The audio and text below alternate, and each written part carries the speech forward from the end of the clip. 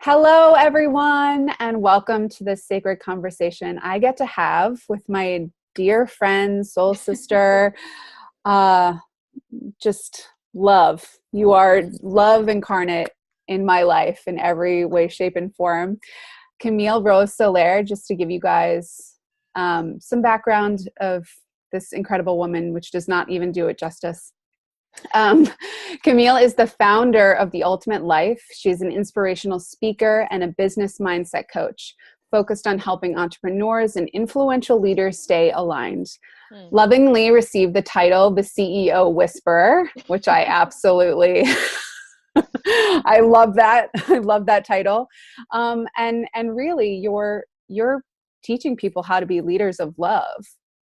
Global entrepreneurs and influencers, the people at the very top that we need to be stepping up and holding the sacred space. They already do, but doing it from a place of true integrity, true service, and having love be that foundation. So just first of all, thank you for taking that role and, and for I guess so. Yeah, but for hearing the call, and answering it. Okay, so here's the trip.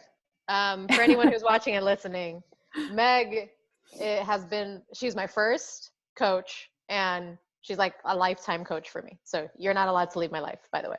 And okay, good. And what you just said right now, which was answer the call or hear it and then answer it, that's literally what I just thought of right now. I was like, oh, I'll tell them that I answered the call, and then you went ahead and said it. So this is going to be a really interesting conversation already, I can tell. But you're right, girl. I smirked when you told me, when you did my bio intro, because I think I'm still in a position where I'm fully receiving that calling. And it's only actually recently come into clarity for me that was really who I say the divine wants me to work with. There's so many different types of coaches. There's so many different types of speakers out there and trainers and leaders, and you've served so many different. I have. And that was the hard part, to be honest, is like I couldn't niche. And everyone from marketing to business, they would just always say, like, you got to find your niche, you got to find your niche. And so I was really forcing myself to just find something. But it never felt right. Like that was the hard part. I could have gone in one direction, probably would have made a lot of money really quickly, but it never sat right. So it's been a process. It's definitely a birthing process. I feel like you're pregnant with an idea. It takes 9 months to gestate and grow. Sometimes longer. And it is certainly a practice in patience. But I think the one thing that I have been very good at, and you have helped me develop this so much, is I'm so committed to my joy that anything that pulls me away from it, mama cuts that off immediately. Like, I'm like, no, that does not feel good. It doesn't sit right in my body. I can't. I would be doing you such a disservice if I said yes to this right now, because you won't like the person that you're working with. Because I won't be in full integrity or full joy. So, and that's one thing that I so respect about you, Camille, is that you are someone of true integrity. Thank you. Honestly. And it's because you honor that, and you honor yourself, and you honor your alignment, that you are able to influence and impact so many people. Thank you. Thank you. And you're right. That has been a recurring pattern for me. Like when I'm not in alignment, I see how poorly things go. And when I say poorly, it doesn't mean everything shatters, but it's enough for me to say that this is not how I want to live. And then when I am in alignment, it's just the most incredible experience, whether the client relationship just gets better, people's lives are impacted, I'm happy, my family's happy, my body feels good. Like, it's just, there's no denying the evidence. When you're in your alignment of joy and when you're away from it, especially I think if you're somebody who, like yourself, is very emotional, very in tune, very energetic, you can influence a lot of stuff in your environment very quickly. Absolutely. I've done both. right. And the dark side and on the light side. So Yeah. Yeah. No, I think it's incredible. And I think just you saying that gives so many people listening the permission to really honor the fact that joy is not a fluffy word. Joy is intention. Joy is intention. Joy is really the core of who we are. And so when we're following that and trusting that, we're in total alignment. Yeah. Yeah. Joy is your power fully. And I think even more than your power, it's the signal. Because I think a lot of folks, when they're like, well, how do I Love know? that. Right? They like, how do I know if I'm in alignment or not? Just ask yourself, are you happy? Are you in joy? And I think joy is deeper than happiness. Happiness is fleeting, right? Because happiness is very conditional to me. It is. Like, I'm happy when I hit all green lights on the road, right? I'm not happy when I don't. And especially in LA traffic. Exactly. But I'm never without joy. Yeah. Because I could be at a red light and still have a lot of joy. I could be stuck in traffic and still have a lot of joy. Because it's not an outward thing, it's an internal state that we either tune into or we don't. Yes. But it's constantly running. Right. I don't believe, at least in my life, joy is not based off a condition. And joy is rooted in peace. Yeah. So really, at the end of the day, if you can find peace, the perspective of peace at least, right? Because everything is perspective. Yeah.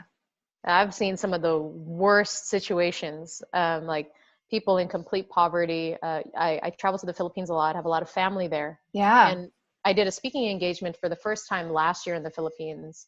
And I talked about leading from love. Like that was the topic of my talk. And the Philippines is a country where there is just extreme poverty, like the extreme rich and extreme poverty. But when you watch them, people run around happy, like all the time. They might be going through some stuff. They have no clothes, no food, no house.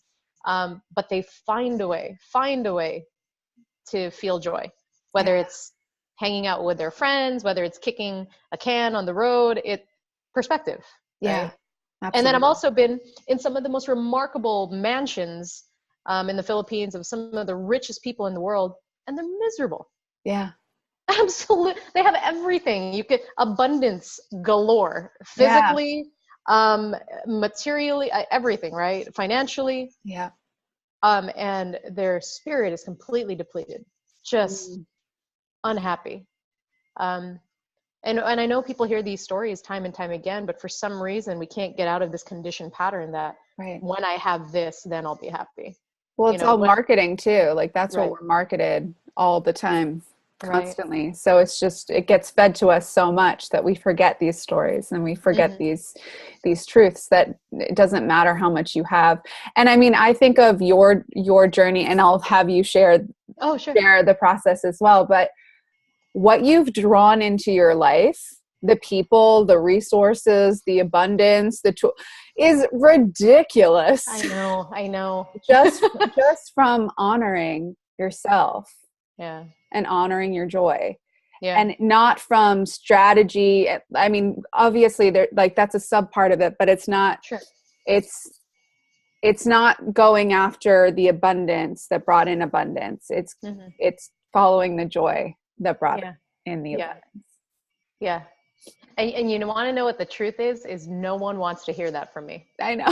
I know. That's why I'm glad you asked it, because they want to know, what is my strategy? They want to know, like, what do you do? What's the plan? And you're right. There are, calculated risks that I take. There are people that I advise with. There are certainly very practical applications and action steps to all that I do. Right. But you want to get to some real truth. I'm not that smart. Like, I'm smart, but I'm not that smart where I can say, you know what, if I go to this place at this time, I'll meet that person, and that person will talk to me about this, and that thing will open to this opportunity, and that opportunity will lead to me speaking to these people and those people. No. Yeah. You cannot connect the dots forward. Steve Jobs became very famous for saying that. Yeah. You can only connect the dots looking back. I love that. And it's the truth, right? So often we try to, I got a plan 10,000 steps ahead. And you can do it to a certain degree. Right. But my question was always like, what if there's something better? So Yeah. I do what my mom would always say this growing up is like, you do your best, let God do the rest. So I grew up in a very conservative Catholic I love household. Mama. Yeah, I know. Mama Kim, she's an up and coming life coach. She's going to be way bigger than me. I can tell you that right now. um, but it's the truth, right? Yeah. You do what you can, what is humanly possible for you. But there is a huge aspect of my life that is lived by faith, Yeah. by trusting the divine, by trusting my spirit. I would always tell people the human condition is not representative of the human spirit. I love that. Can you say that one more time, just for people that want to write that one down? Okay. The human condition is not representative of the human spirit. And what I mean Powerful. specifically, thank you. What I mean specifically by that is you've made mistakes, right? There are times where you've hurt somebody, you've messed up, you dropped the ball, you said something you didn't want to say, and that was a condition. You were in a low moment, but that does not represent who you are. Yes. Like the truth of who you are. You know what I'm saying? Like, yes, you may have done some stuff that have hurt some people. Yes, you may have done some stuff that you weren't exactly proud of, but that doesn't make you a horrible person. Right. That doesn't make you for life this type of individual. See, when we start to label each other or ourselves as like, well, he's a murderer, he's a pig, she's a bitch. The labels disconnect us. We dehumanize each other. And when you dehumanize one another, it's very easy to cast somebody off, right? Yeah. Including yourself. Because then we go into that mode. I've certainly done it where like, I'm this type of person. Right. I'm this type of person. I'm just that person. And so you take on this identity, but the truth is your human spirit, like the divine essence of who you are, is always the same. Yeah. And my belief is that it's always love. Yep. I'm with you. It's always joy, right? And I know we share that philosophy. It's just we've got a lot of stuff in the way that blocks us, right? Yeah. From who we really are. And so I think my job, my gift, my role, you do it as well, is to help people come back home. Yeah. To who they are. Yeah. It's actually not an addition of stuff. It's a removal of stuff. Yes. That was stacked inside of us for so long. Yeah. And so that's why I say the human condition is not representative of your human spirit, because if you ever think, I can't do that, I'm not capable of doing that, you're right. You are not. Yeah.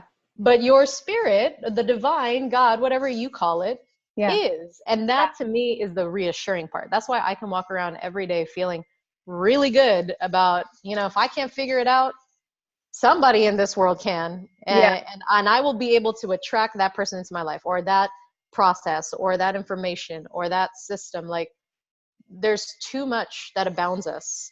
Yes. For us to ever feel limited. Yeah. But it's perspective. It's all perspective. 100%. No, and can you share a little bit more about how you have really brought this level of faith and trust into your business? Because I think as entrepreneurs, as business owners, it's easy to get stuck in the doing and the action, in the what do I need to make happen, and neglect the most essential part, that, the universe, God, the divine, is your business partner. Yeah. And so it's like not handing over half the responsibility, half the tasks at hand, and just hoarding it all and trying to get it all done. And therefore you're working at half speed, and you're missing all of the opportunity and resources and abundance that could be coming in for you. So can you talk about how you have really merged the two together in your experience? So I think it's twofold. One, it's a practice, just like anything else. Yeah. Meaning, with exercise, right? If you want your body to look a certain way, it's because there is a daily practice that you are doing that gets it to that condition. Right. So you are either exercising in the morning, you're eating right, and it might be stacked, right? There might be multiple things. Right. But the consistent daily practice that puts that particular thing in your awareness. Right. So if it's my health, so then the gym, yoga, this type of food, these type of vitamins, this podcast, those are all things in my environment that remind me of this activity. Right. So you can put it into practice and grow those muscles, right? Yes. For me, faith has been the same thing. So the first part of my process is it's a consistent daily practice. Yeah. I mean, the first thing I do when I wake up is, I'm going to let you all in on a little secret. I am not a morning person. and what I mean by that is, one, I like to stay up late and wake up early, which never works. But also when I wake up, I am bombarded with negative thoughts. Yeah. It's really fascinating. That's my low point. I'm so glad you said that, because I think so often, like, we wake up and the negative thoughts start spiraling in, and we feel guilt and shit. Like, my day hasn't even started yet. What's wrong? But it's like the first opportunity that our ego has to just go. Yeah. And that's exactly what happens to me. Like, I wake up and I'm already like stressed out, which I know most people are like, what do you mean? You're like self-development coach. You're always positive. You're always happy. Well, yeah, because it's a practice. Like, I've had to overcome my conditioning. Yeah. And where that comes from, I'm not so interested so much as how do I now overcome it? Yeah. And so the first thing I do, and that's why I mentioned this, is like, I go into gratitude. I will literally lay in bed and I can feel all the negative thoughts. And I'm like, all right, relax, take a breath. You know, what can you be grateful for? And I go to 3 things. Like, I'm like, you know what? I'm so grateful I have a bed. Yeah. I have a bed to sleep in. I woke up today in warm sheets. Yeah. You know, I have people who love me, that surround me. I'm safe. Like, sometimes we take a lot of those things for granted, but I make very simple things, but they're core values that we couldn't, the quality of life would be horrible without. And we all know what that experience is like, because if you've ever been in a situation where you didn't have a bed, or you had to sleep on the ground, or you were super uncomfortable, oh, that bed feels real, real, real good. Yeah. Right. It's kind of like if you haven't eaten for a while and you're super hungry, anything tastes good at that point. Like, all of a sudden that burger or that piece of toast, whatever it is, it's amazing. So I try to mimic that same feeling where I'm like, you know, these sheets just, oh my gosh, I'm so glad I have sheets. Imagine if I didn't have sheets, like, what would this feel like? And so just practicing that gratitude already shifts me out of the negative. Yeah. My mentor and coach, Tony Robbins, would always talk about how when you trade your expectations for appreciation, your whole life changes. Yeah. So instead of just expecting, like, yeah, duh, I should be in a bed right now, I appreciate that I'm in a bed. Yeah. And that's been a really big practice. So that's one, gratitude first thing in the morning. I love that. And I call my morning ritual, or rhythm rather, it's a 3-fold process. So it's move, hydrate, meditate. So it's move, hydrate, meditate. So I have to have some sort of movement in the morning, whether it's dance, jumping up and down, yoga, exercise, but you have to physically move your body, right? Yep. Because you've been in a very sleepy position the whole time and idle. So you need to physically move. Hydrate, because you've been dehydrated. So I just drink a tall glass of water with lemon. And then meditate. So I spend some portion of my morning with myself and with the divine, or with God.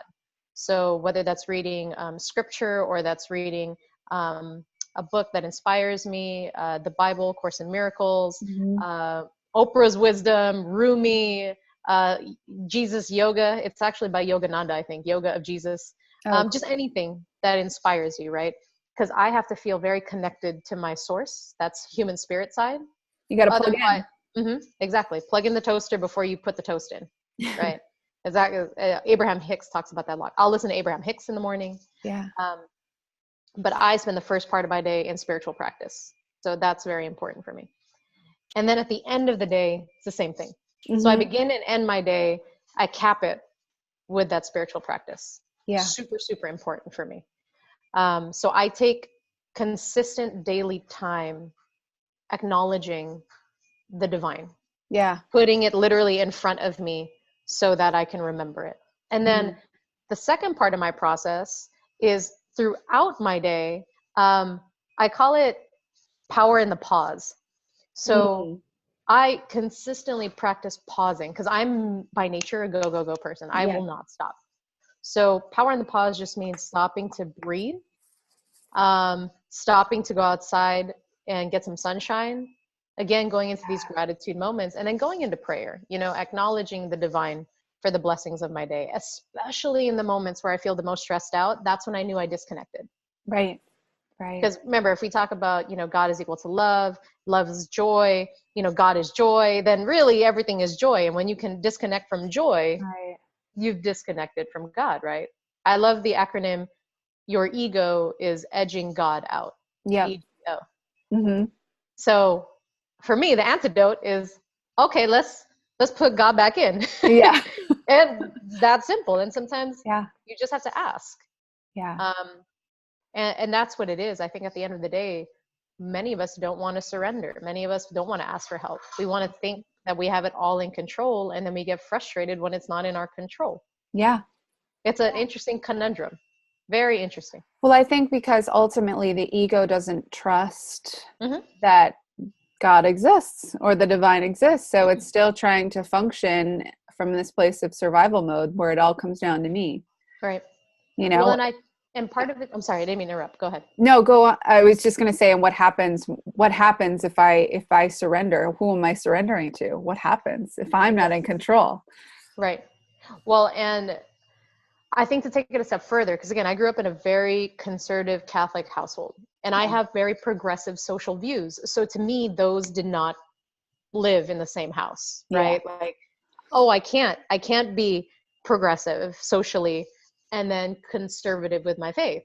That's not possible, right? And at least that's what I was taught until I went on my own journey and I had to literally reestablish my relationship with the divine. I left the faith. I explored other religions and I connected with people of other spiritual practices. And then I found connections between different spiritual practices. And I was like, wait a minute, these are all similar stories. What's happening here? And I went into this crazy spiral for a long time of like, well, who's right?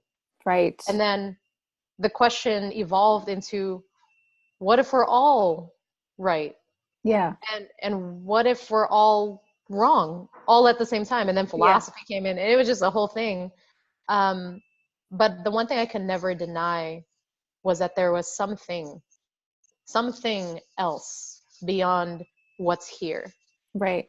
And my personal feeling is that there is this divine essence of love, whatever one calls it, and that it does not exist outside of me. So that's where it changed, because for a long time, I was taught the story of God's out here, up here, beyond over there, and he's pulling all of the strings, and you just need to follow.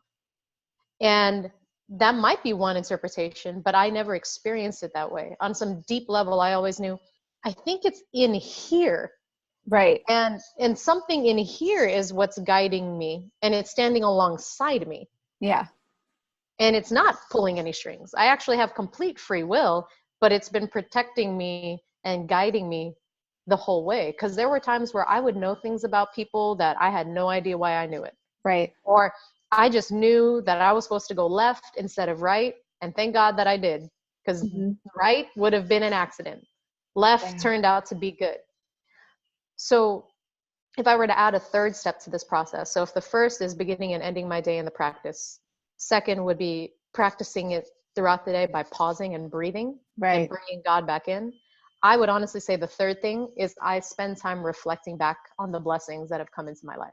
And that's what I meant at the beginning of our conversation with, I could not have planned that whole connection that just happened. I'm not that smart. Like there's zero ways that I would have anticipated all those steps led up to that moment. Right. Where all these things in my life equipped me exactly for the work that I do now. Yeah. Like I couldn't have told you that when I was 9.5 years old, I knew I was supposed to get on that stage and perform Hamlet's To Be or Not to Be, because that was going to be the moment that I said, yep, I want to be a public speaker. I'm going to perform Shakespeare. No, that just happened. Yeah. And I still go back to that moment and say that was the defining moment for that little girl to say, yep, you can stand on a stage and hold the space for people. It's amazing. Well, and just, I know you do a lot of NLP and mindset training with your people. And, I mean, just that practice alone of pointing out and reflecting and giving your mind proof and evidence Correct. of all the blessings helps you to stay in that receiving state, Correct. to keep looking for it, to keep opening to it, to keep receiving it, because you just, it's now part of your programming to look for it. Correct. Because you condition it. So I love that. I think that's incredible. Yeah, and it's practice. It really is. Because we're conditioned to remember fear. We're conditioned to remember trauma because it keeps us safe. Right. And so we create these boundaries and create these borders, but sometimes those borders, while they keep out the bad, they also keep out the good. Yeah. And so that's the thing, is like, you block one out, you're going to block everything out. Right. And so while we think, oh, it's okay to live in this shell because now I'm not going to get hurt, you're also not going to feel fully loved. Yeah. So there's a sacrifice there. Absolutely. Right. And it's the same thing with business, is like, well, I don't want to do this because I don't want these types of people to come in, but you also might be blocking the opportunities that are trying to come your way. Yeah.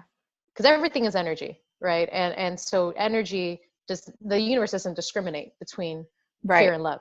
Right. It is just the energy that we put out there.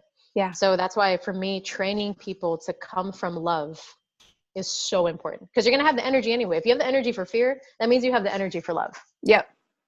It's just a shift. It's literally like, oh, I'm over here, I'm expending all this emotion and energy. That's so good. You're in fear. Great. Now shift that same emotion into love, because you have the capacity for it. Yeah. But the question I get is like, yeah, Camille, that sounds great and all, but that's so hard. That's so hard. And then I'm like, yeah, you're right. Because if you believe that, that's exactly what you'll experience. So that's the first step, is you need to start shifting into, I believe it's possible. And to be honest, some people don't want to. They're like, no, I don't believe that. And I was like, okay. And because you do not believe, it will not happen for you. Right. Well, and you know, some of the conversations I've been having with people lately is, what we're seeing now is there's a gripping of belief systems, and there's a gripping of fear, because just on a survival level, it's like, if we hold on to what we know, we're safe. You know, if we anticipate the danger ahead of time and we're always looking for what else is going to happen, then we're safe. But all of that does is create more chaos, more anxiety, and even more of that energy to filter into your experience. And I notice the collective pain that everybody is experiencing and going through is a result of their unwillingness to let go of the things that they've defined themselves by for so long, that they identify with, that they have found belonging in. Because there's belonging in everywhere. You can find a sense of community somewhere, but is that the kind of community that really serves and supports your soul? Yeah, exactly. And when we get too into our belief systems, we push against each other instead of opening our doors to each other. And you and I have had that conversation so much in just seeing everything that's going on and the responses and the conversations about what we should be doing, what we shouldn't be doing. And there's been lots of blame and judgment and fear being thrown around. And you and I have been very steadfast in, none of that is going to actually solve what's being asked for healing. Right. Yeah. And you're right. We've talked extensively about this. I think at this point in my life, I come more from the school of thought that's more aligned towards the nonviolent movement. Yeah. So that's being practiced by, or that was practiced by, Martin Luther King Jr. and Mahatma Gandhi and Mother Teresa, and just really, they called it third way thinking. So Rob Bell has an incredible series on this, just as exemplified by the life of Jesus Christ. So one of the spiritual teachers that, you know, I really, really work closely with on that level, whatever people want to call that level, is Jesus, right? So it's incredible. It's just insane. Like, as a teacher, as a human being, the story behind it. And remember, like I told you, I came from a very conservative Catholic background. So I had to literally reestablish my relationship with Jesus, because I was not okay with the story for a really long time, because I started to attach Jesus to the church. Right. And everything that was happening to the church. And I think a lot of people listening, when they hear Jesus, they immediately, the fear of the church, the dogma, all of that gets, they pull away, they detach. And really, I think one of the greatest gifts I've been given, and I know you have too, is creating your own relationship with him, finding your own way with him, and just opening yourself up to receive his teaching and his love and his wisdom, because it's otherworldly. That for me was my first opening and invitation to this world, was Jesus. I was sitting in my mentor's office. I had just started, I was getting like crystal and energy healings, and I was like, okay, this is weird, but I'm digging it and I'm feeling better. This is good. And I'm gonna have her on this conversation series later, so we can actually go through the story. But I had a very physical experience where I felt Jesus hug me and hold me, and this unconditional love like I've never felt in my entire life just pour through me, and this feeling of I am safe, I am loved, I am whole, all is okay. And it was that moment that changed my entire life.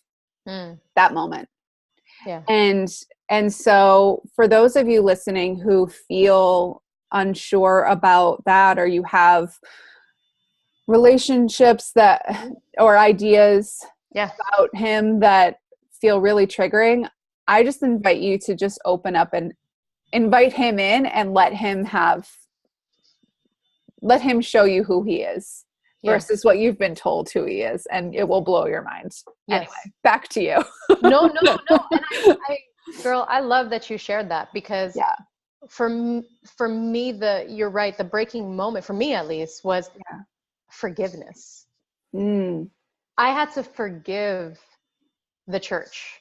I had to forgive my relationship with the church, because I just was so angry that I felt guilty for everything. Like that was like the whole thing. I was like, I'm not worthy of anything according to what the rules you're telling me. Like everything about who I am is wrong, apparently.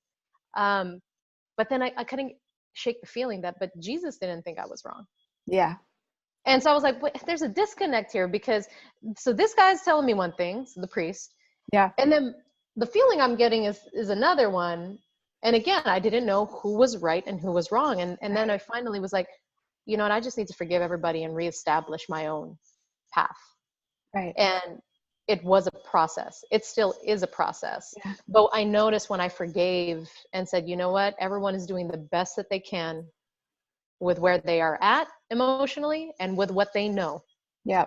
Because I'm certainly in places where I'm like, you know what, that wasn't a good representation of who I was. Yeah. But thank God people gave me grace. Thank God people forgave me, because it allowed me to move forward. Yeah. So I pay that forward to others as often as possible. Is, you know what, I'm going to give her grace. I'm going to forgive that person, not because of them, but because I don't want to keep it in me. I do not want that anger. I do not want that hatred, because it takes up space in my closet of joy. Like that, and that's my selfishness at the end of the day. Is like, I love the visual of that. Yeah, it does. Ugly black frock dress. Correct. You're never going to wear. You don't like. It smells moldy. Correct. And old. Like, just throw it out. And that's what forgiveness is. It's taking that old, smelly frock of a dress that you're never going to wear, and we keep that in our closet for way too long. So true. And you know what the worst part is? It's stinking up all your other clothes. And you're wondering, but this shirt is so pretty. Why does it stink? Well, because you have that dress still hanging in there. And that dress is unforgiveness of your last relationship, unforgiveness of your dad, So many unforgiveness. people are going to be cleaning out their closets after this. But it took somebody to tell me that, to say, Kamille, you have unlimited potential. Like, you are going to do some incredible things, but the thing that is blocking you right now is that. And I was like, what is that? He's like, your unforgiveness. Yeah. And I was like, what are you talking about? No, I'm good with everybody. Like, I love people. I'm at peace. And he's like, no, specifically your unforgiveness with your father. And immediately tears hit my eyes. And I had no idea I had that unforgiveness there. Yeah. Because I had worn the mask for so long that, no, I'm good. No, I'm good. Yeah. And so I didn't even know that that was sitting there. Yeah. Until somebody kind of like poked at it. It's almost like your closets are so full of everything else in your life. And that dress is now hidden behind all that stuff. And you but don't you need can to still see smell it. it. You can smell it. But you purposely don't see it because you've just covered it up with other things. Correct. And you covered it up with your job. You covered it up with your relationship. You covered it up with that house. You covered it up with your new hair color. You covered it up with yoga, Pilates, yoga lattes, kale, smoothies, like, and all those things are great, but it's a cover up sometimes of the deep stuff. And so if you're always wondering, I can't seem to do enough things to shake this feeling. And that's where I got with my life. Yeah. Because I was doing so much. I graduated from the top public university in the world. I got 2 degrees in it. I was working with amazing entrepreneurs. I got to travel.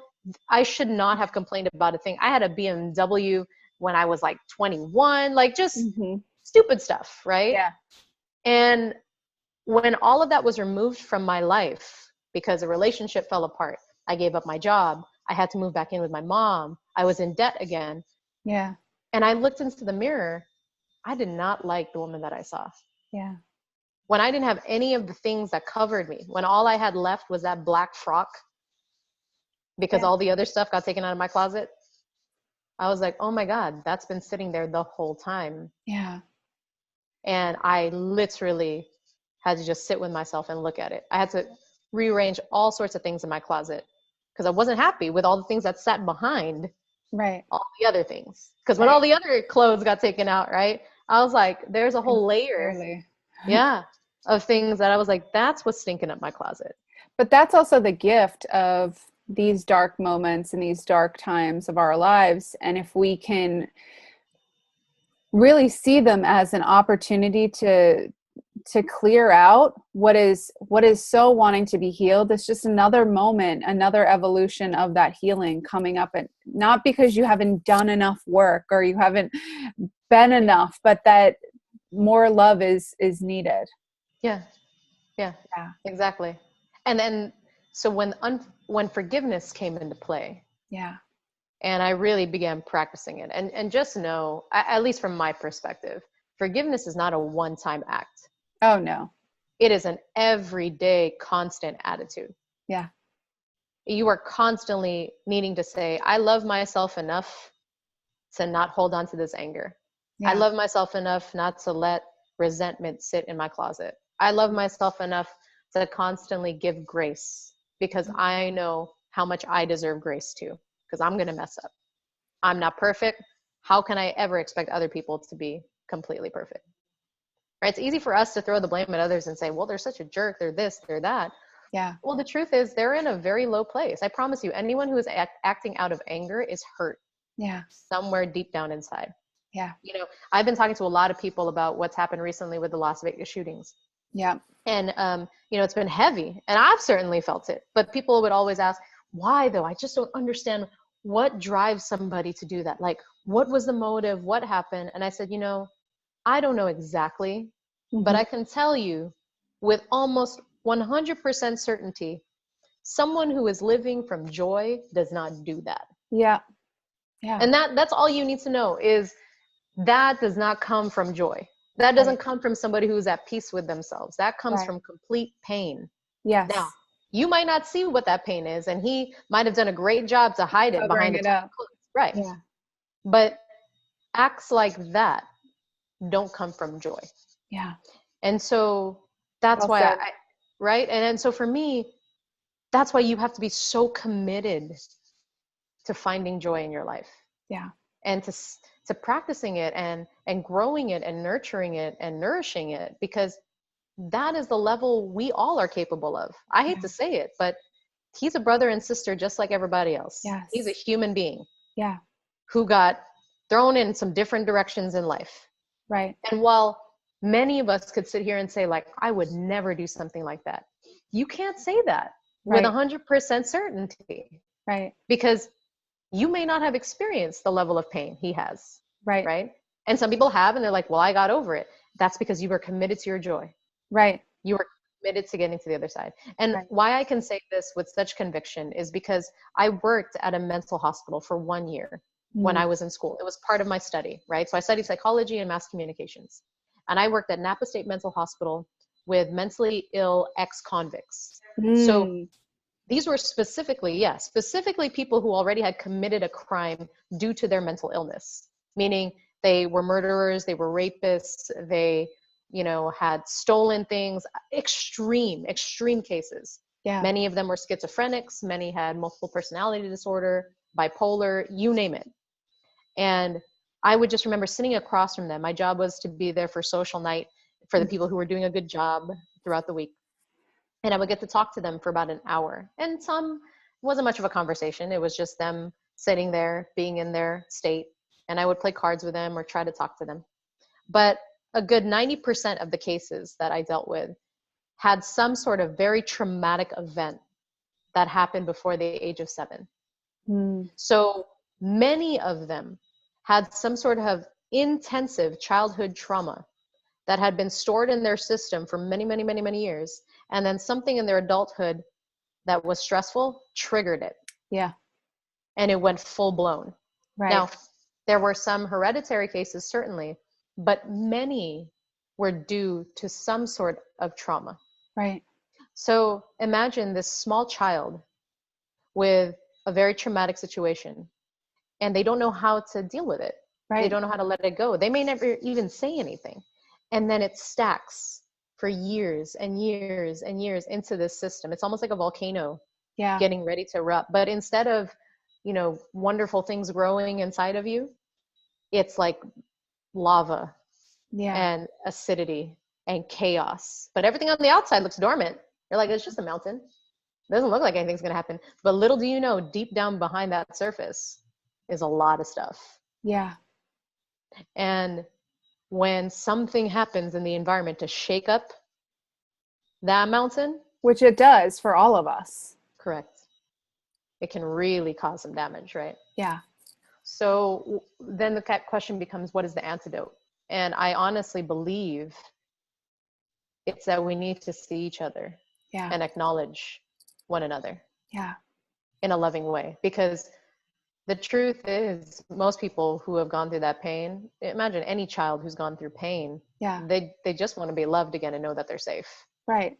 That's the They may fundamental lash out. belief that we all want. That's the fundamental value of life. Like we're all wanting that. And so to exclude people from that is adding to that pain, and that pain compounds over time if they don't feel a sense of belonging, a sense of community, a sense of real appreciation, and real that they feel valued and important. So if they go through life that way, of course, why would they care? Yeah. Exactly. Because they're not conditioned to. They didn't have that in their experience, and we can never know someone else's journey and someone else's path and how they're interpreting and receiving it. All we can do is start to be compassionate and loving leaders in our own communities and just extending love where we see it needed without judging it, without placing conditions on it, of just showing up. And that's why I thank you so much for doing this work and for really helping the people at the very top who have the most influence to make this a part of their language, because we need it from the ground up and we need it from the top down. Yeah, you're right. You're absolutely right. Because what I love most about leadership and working with people who run businesses or, lead organizations is they have a gift. They've been given a gift to take care of large groups of people. And that's a lot of responsibility on their shoulders. And it's great for the people who admire them because they're like, wow, I have someone to look up to. But energetically, imagine all this energy and attention being put to you, and you've got to carry the weight of that. Yeah. And so it can be lonely at the top. Yeah. We hear that expression a lot, because imagine they're the ones leading everybody, carrying the weight, providing livelihood, making decisions day in and day out. It is their responsibility. At the end of the day, they get blamed and they get acknowledged, but more often they'll get blamed, right? Yeah. So I thought about that so much, where I was like, somebody's got to be there for them. Yeah. Like somebody who's not looking at them and saying like, you've got to do this, this, and this for me, but someone to honestly say, hey, I see you. What do you need? Yeah. Like, what's going on in your mind? I'm allow you to lean on me a little bit, because everyone else is leaning on you. So what do you need? Because they're human just like you, they need somebody to confide in. That's just how that is. Because, and this is why I like the example of Jesus, because, and we went back to this, but as a spiritual teacher, he knew how to keep himself aligned. That's why if you ever read the stories of Jesus in the scripture, he would do these incredible talks or teach to crowds of 5,000 people, perform miracles, right? And then right after, they would always say, and then he went away. Yeah. For 3 days to go pray on a mountain. Self-care, peeps. Jesus was the first teacher, #self-care. Like, because what did he do? He said he wasn't like, okay, then he went into the temple and he went into the crowds and he kept going, and he was nonstop. He was killer. He was always posting stuff. He was always making appearances. No, all his stories are, he went to heal somebody. He left to the mountain for 3 days. He went to go perform this incredible story, and then he left again to go pray and meditate. His crew would follow him, and then he'd say, you guys stay over there. I'm going to go pray for 2 hours right now. He took time away because he knew, I've got to get realigned, recharged, plugged in again to talk to my counselor, because that was his coach. He had his own coach, right?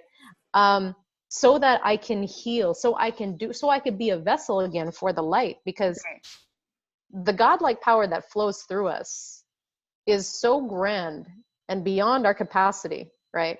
That we literally have to condition our human body to be able to receive it. Absolutely. And that's why I think a lot of empaths who are very new to the work, and that's why I love what you do, Meg, because you literally strengthen us to receive that light without shattering completely, because it can be overwhelming when you have that gift.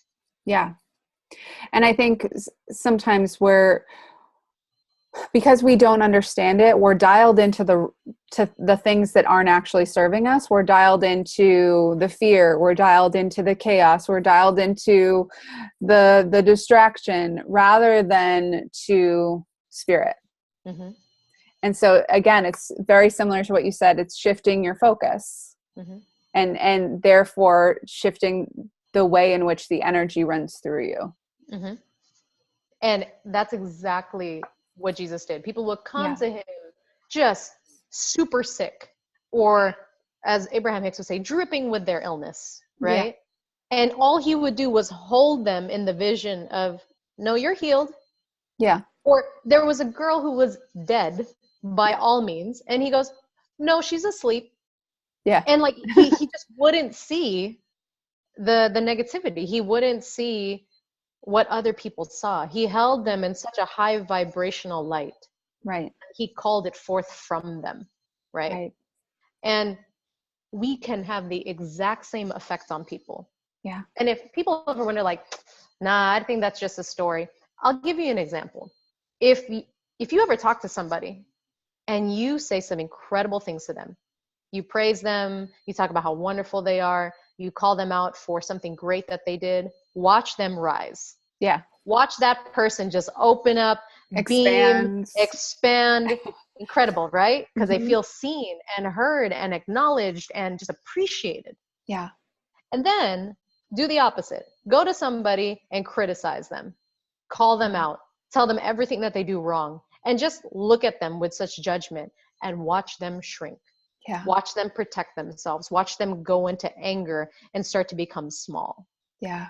You have a lot of energetic influence with people. Absolutely. And we may not do it to that extreme all the time, but we're certainly doing it in micro ways. Right. At every moment. And it really requires us to then be conscious of our own energy and our own story that we're telling about things, and we're telling about people, and when we're getting activated, to remember that that's us. That's our reflection. That other person is just mirroring it for us. So to not go into that dialogue, into that story, like perpetuate that chaos, but to go within and go, what is this offering me? What is this teaching me? This is an opportunity for even more love and healing. And then to extend that outwards. But agreed. Yeah. And that is why I honestly believe the biggest teaching to pull away from Jesus, whatever your relationship with him is the teaching of forgiveness. That was ultimately what his life was about, was learning how not to label people, because he was the one who had the crew of people from all backgrounds. And remember, what's very important is you have to understand the historical perspective. This is first century Roman AD, where there's essentially like a social caste system, right? Yeah. If you're a Pharisee or the highest teacher in the Jewish lineage, then you stick with them. If you're a tax collector, you stick with them. If you are a leper, you stick with them. Everybody must stay at their place. And you were not allowed to cross paths. Like, it just didn't work that way. Like, if you're a Pharisee, you don't talk to tax collectors. If you're a leper, you can't talk to anybody. Right. And yet this guy, super radical, goes out there and tells them, no, everybody has access to God. No, everybody can hang out together. No, I'm going to go talk to everybody. That was not okay at that time. Yeah. So that would be as if somebody came in today into our society and said, you know what? I know what that guy did in Vegas, but we need to forgive him. Yeah.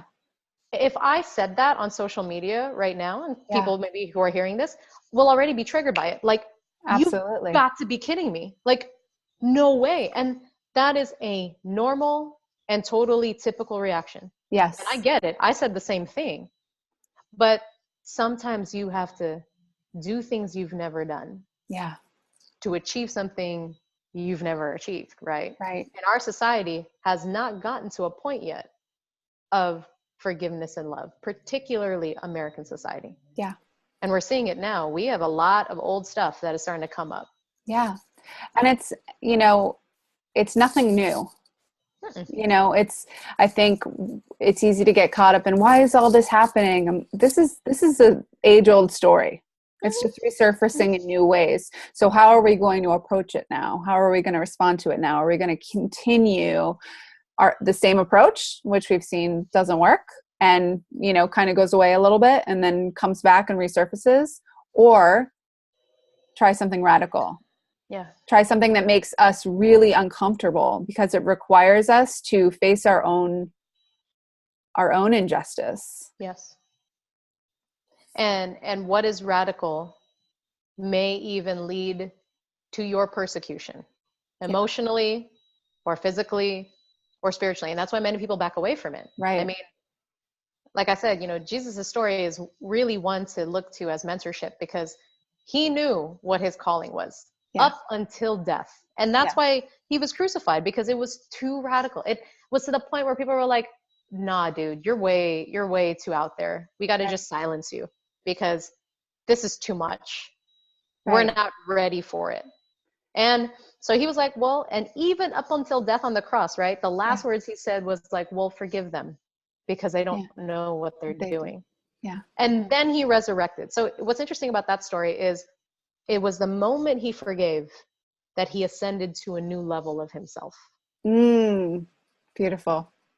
So my question for most people, and that's even come into my own life, is the moment I can forgive, even in the most egregious circumstances, even when people are really like, he really hurt me, or she really messed me up, or yeah, they really screwed me over.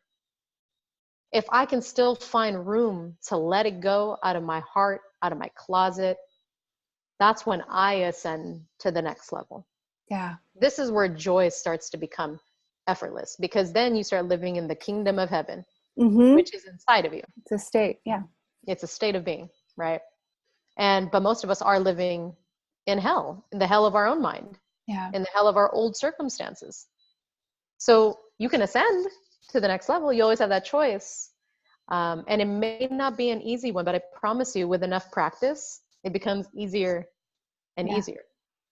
And for most people, what I see is there is a big connection to your mother or your father. Yeah.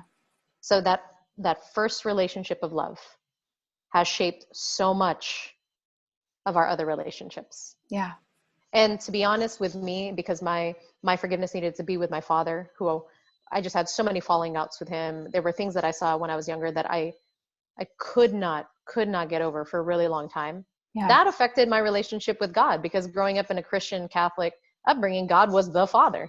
So imagine if I can't even deal with my earthly father, how am I supposed to respect a heavenly father? Right. Absolutely. And I see this with a lot of women, especially a ton. Yeah. We jokingly say, oh, you have daddy issues. Well, it's just unforgiveness. Yeah. A better way to put that is that they're just unforgiveness. And the great part is you can overcome it. Yeah. But it has to be a choice that you make. And forgiveness, if I may, I don't mean to keep beating this subject up, but I think it's an important topic, and I think it's one that we're not having enough conversations about. So I just thank you for going there, sister. Oh, yeah, we knew we were going to go somewhere. Really, okay, good, really important. So, and so it really is, at the end of the day, the philosophy is that forgiveness is not about the other person. Meaning, it's not saying what they did was right or wrong. Forgiveness is freeing yourself from the hatred, the anger, the bitterness, and the resentment that's holding you back. It's the poison you drink, thinking it's going to kill the other person. Right. That's the hardest part about understanding that concept that I did not get for a long time. Was it was killing my relationships and my progress. And I thought I was seeking some sort of justice by holding back my love, by holding back who I was, by giving you a stank face or whatever it was. But it really was just stinking up my closet. Mm-hmm. It was robbing me of my joy. They always say that if you're going to not forgive somebody, or if you're going to hold a grudge, then you might as well dig 2 graves. Mm-hmm. Or I think it was revenge. If you're going after that, you might as well dig 2 graves, because it's the truth. You're going to bury yourself in that process. Yeah. And so my challenge to most folks is, how much longer are you willing to live at 70 to 80% of joy? Just like kind of there, but never fully experiencing it. Yeah. And go ahead. No, go on. I was going to say, but see, the thing is, like, your 75%, your 80% may be very impressive to other people, because you're already a high achiever, right? So what is 80% to you looks like 120% to other people. And that's why we can get away with it.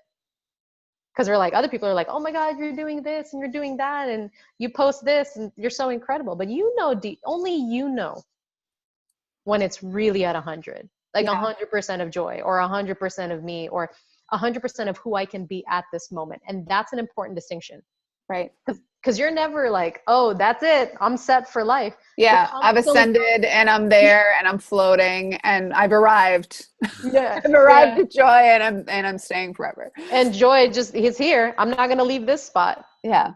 No, it's an ever expanding concept. But you'll always know from moment to moment, was this my fullest? No? Okay.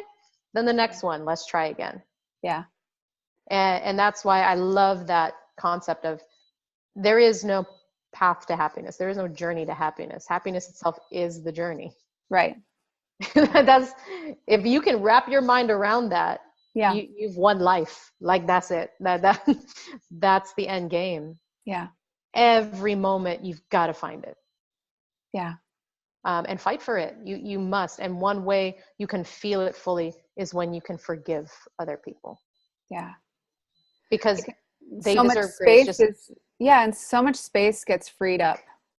Right. Mm-hmm. Like if you think of it on an energetic level, how much toxic waste that holds in your being, and then to let that go, what that now makes room for. Mm-hmm. And now with that space being filled up with something that you really love, how much that amplifies out into the world and affects and serves others, because you're operating at this full state of gratitude and joy and appreciation and love and passion, versus there's some joy and there's some, there's some moments there and there's some moments of connection, but there's also just this huge backpack of unforgiveness that I'm lugging around with me, that weighs me down, that doesn't actually allow me to reach my hands out to my community, to my people, to my tribe, and serve them with both hands, because I've got this backpack of pain I'm carrying. Yeah.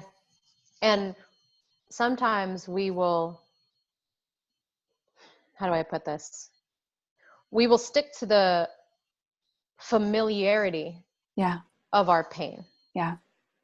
Rather than pursue the unfamiliarity of our peace. Just because it's familiar. Yeah. Even though we so badly want the peace, we're afraid to let go of the pain because we've had it with us for so long.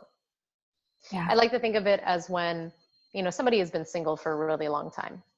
And then grass is always greener, right? So you're like, oh, I want to be in a relationship. And then you get in a relationship. And then you're like, oh, but I kind of miss being single again. Right. And what you miss is the familiarity of the freedom and the liberation and the ability to just kind of come and go as you please and all of that. But you almost have to grieve that part of your life, because now you're starting a whole new chapter. And it doesn't mean that you don't want to be in this one. It's just there's parts of you that are like, well, but I was so used to that for so long. Right. You get attached to the image and to the relationship you have with it.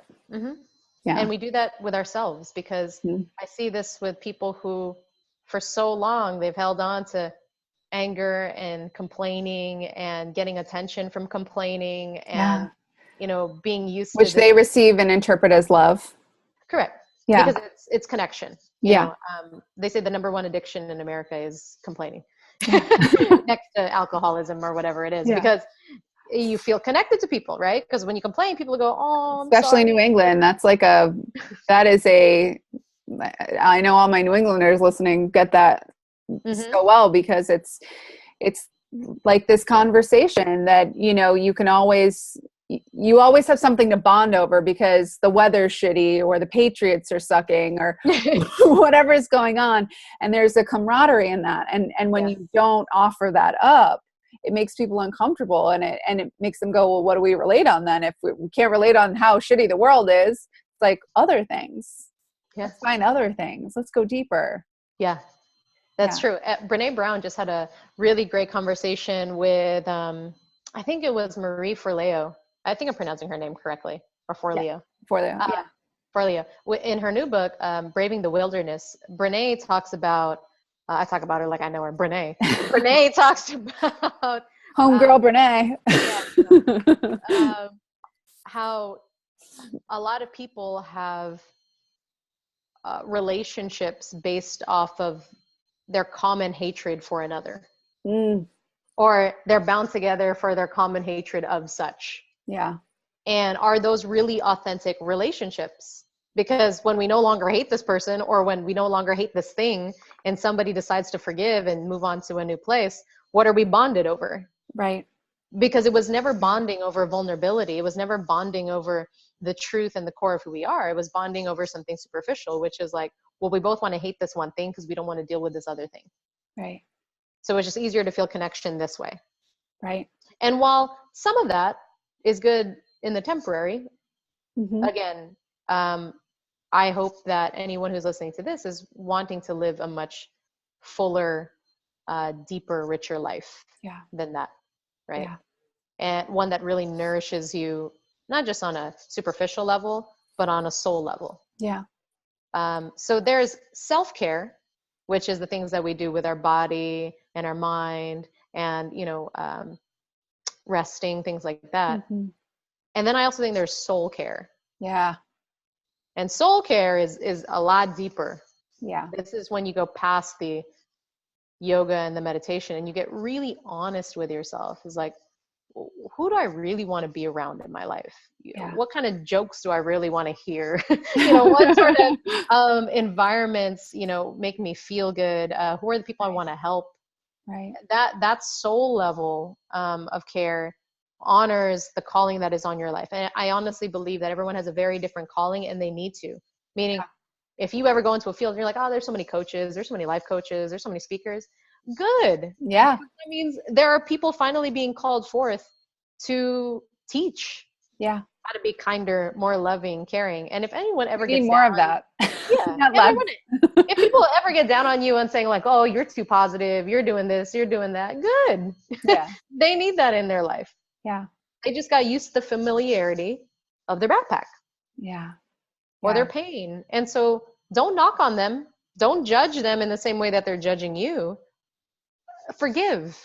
Yeah. You must teach by the clarity of your example. And I think at the end of the day, that's what I really mean by it is like, look, you want a kinder world. You want more loving leaders out there. You want people who are doing incredible businesses. Then you do that for you. Yeah. You lead the way because people will follow you when they see you do it. Yeah. One of my mentors would always tell me, Kamille, you cannot lead a horse to water. And I was like, what are you talking about? I thought that was my job. I thought I was supposed to take people, gather them, move them, and then say, here's the water, drink it. Right. And he looked at me and said, honey, have you ever tried to move a horse that didn't want to move? And then I go, yeah, you're right. That's kind of tough. I was like, so what's my job? What am I supposed to do? And he goes, you make them thirsty. And I was like, excuse me?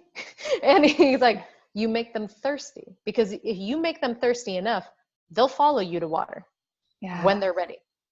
There's nothing. And how easy is it for you to just be like, oh, you thirsty now? Here's the water. Yeah. And they follow you. Yeah. And so then my question became, but then my question was like, that's amazing. That's powerful. I love it. So how do I make them thirsty? What do I do? And, he smiled at me and he said, you live your life in the most authentic, joyful way you can. Believe me, people are watching you at all the time. There is someone who is standing on the sidelines right now who's been watching you and they need you to succeed. Yeah. Because when you do, it then gives them hope, but they're just waiting for you. And when he told me that, it just put a whole different level of like responsibility in the best way possible on me to do even better. Because then I started thinking of, oh my gosh, there is that young woman who's been watching me on Facebook or on Instagram who's like, I look like her. I didn't know there were people like her who do that I want to do. Let's see how she does, because that'll give me a cue if I can do that too. And we have many people that we look to like that. But if they also didn't succeed, we wouldn't have that extra oomph, that extra desire, that feeling of it's possible. Right. They light it up in us and we rise to it. Right. And so for you, for me, for anyone who's listening, there is somebody who's been watching you and it's still watching you and they need you to succeed. Yeah. They are watching and hoping and praying that you do well because it'll give them permission to do the same. Sister, we need like 10 more of these conversations. I know. We will circle back because there's just so much beauty here. But first, again, I say it, thank you for answering that call. Oh, you're welcome. Thank you for doing the work and continuing to do the work so that you can really be this leader for all of us.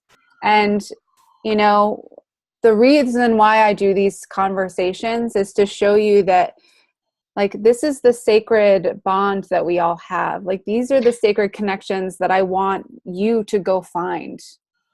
with your tribe, and for the people that you feel called to go deeper, to open up, to be vulnerable, to hold these sacred spaces for each other, because this is the beauty and the magic of what happens when you do that. And you don't have to do life alone anymore. It gets to be this beautiful co-creation. And there are times when you need to be held and I'm holding the space, and vice versa. Mm-hmm. And so it's just a reminder that we get to cultivate and foster community. We get to create a loving world. We just have to start it ourselves. And be brave enough to say yes and do the work. Yeah. So I just thank you so much. I love. One last thing, because I know we got to wrap up, but I have to thank you as well, because it takes two to tango, right? So I'm only so vulnerable to the point that I feel safe. Yeah. And so you showed up as a leader to hold the safe space for me to reveal my authentic self. So it's a two-way street here, and we have to do the same for others. Yeah. If you want the best of other people, the most authentic version of them, then you have to start holding some safe space. Yeah. And safe space is, simply put, not judgment. Yeah.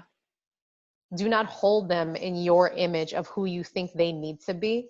Yeah. Just hold them in the image of who they are right now. Yeah. And allow them to be that person, because then they will rise to the occasion if and when they feel safe. Yeah. So thank you, because I won't answer these questions until I feel safe. So you hold that space. So it is definitely a two-way street. So thank you, my love. My pleasure. It's an honor to hold such sacred space. And because for me, it's in doing that, I get to witness what is birthed from that. Right. Right. And it's life-changing for me. Mm-hmm. And you have been a life-changing gift for me. Oh, I receive that. Thank you, girl. I know you have something coming up in November, so I just want to, this video will probably come out like really close to November, or first week of November. So if you just wanted to share that and how people can connect with you, I'll post all of your, I'll post Kamille's website and contact info below, so you can get a hold of her. But anything you got going on, I just want to give you space to share. Yeah. So I have ventured into creating my first like online course, online product. Awesome. While I may work with a lot of entrepreneurs, to be very honest, as you can see here, these concepts and these tools and techniques that I talk about are so universal. Yeah. To anybody looking to overcome their fear. Well, first create awareness for what that block is. Yeah. Then overcome it, and then create sustainable environments and community moving forward. Yeah. Right? Because I teach that there's three things you need to create transformation in any part of your life. One is a mindset. So shifting that. Two is taking action. So some sort of, all right, I'm going to move forward with this. I'm going to schedule that. But the third and most important tool that most people forget, and this is why they falter, is environment. You literally have to design an environment of people, a safe space, things that are going to constantly keep you, I call it the bumper rails. Yeah. For when you're flying off the edge, you rig your environment for success. And so I created this group called the Life Minded Membership to be an environment for people to thrive in. So yes, you're going to get the mindset shifts. Yes, you'll get the action steps, but more importantly, you'll get the environment and community of people that I call them your warrior buddies. Instead of a warrior, they're your warrior. The people who are just going to root for your rise. So if they want to learn more about it, you can go to the website. I think it's theultimatelife.com/membership. Okay. And, we'll put it in there. Yeah, you can sign up to get it, and then it'll launch November. It's already going on Facebook right now, but I'm doing like a full on site with all these videos and resources and techniques. It's going to be incredible.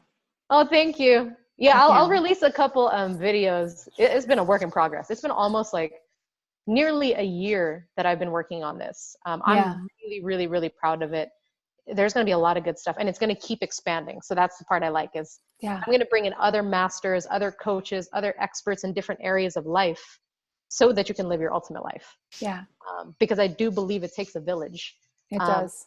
to do this work. And so while I may be talented in one thing, which is understanding the human mind and how to overcome things, there are people like yourself who are so in tune with spiritual development. People like some of my mentors who are just, they're real estate experts, and they may help you there in that field, so I want to bring all these people together in the Life-Minded membership. So that's the goal. That's amazing. Well, yeah. I mean, everybody's journals are now full and completed, and they need new ones after an hour conversation with you. But I thank you for your beautiful work. I thank you for your beautiful heart, your friendship, your love, and for sharing this space with me today so we could just rock on and talk about what's really going on under the surface, and what our opportunity is collectively, personally, to cultivate more joy. We go there. We always go there. We keep it real. I like it. Well, I love you, sister. Thank you so much. And thank you everyone for joining. Check out Kamille Rose Soler. I'll have all our links below. She's just an incredible teacher. I mean, you'll be seeing her on the stage with Tony Robbins like very soon. So you declared it. It's happening. This is a one you want to look out for and learn from. Thank you, Mama. So I appreciate it. Love you all. Have a beautiful day, and have a I was going to say ciao, and then goodbye. Bye, guys. Cheers.